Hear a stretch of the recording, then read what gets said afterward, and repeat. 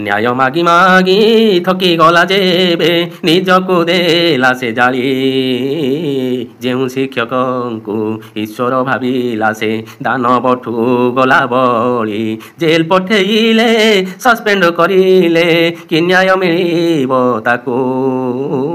ନେତା ଆସିଯିବେ ସାନ୍ତ୍ୱନା ନାଁରେ ନିଜ ରୁଟି ସେକିବାକୁ। ବିଜେପି ବିଜେଡି କଂଗ୍ରେସ ସମସ୍ତେ ଗୋଟିଏ ଗାଈର ଗୋବର। ମିଡ଼ିଆ ପାଇଁକି ଏମିତି ଘଟଣା ନୂଆ ଏକ ତାଜା ଖବର। ସୁଭଦ୍ରା ବାଣ୍ଟିଲେ ଗୋଷ୍ଠୀ ନେତ୍ରୀ କଲେ ନାରୀ କି ସୁରକ୍ଷା ପାଇବ। ଶାଢ଼ୀ ଖଣ୍ଡେ ଦେଇ ଭୋଟ ନେଇଯିବେ, ଶାଢ଼ୀ ଖଣ୍ଡେ ଦେଇ ଭୋଟ ନେଇଯିବେ।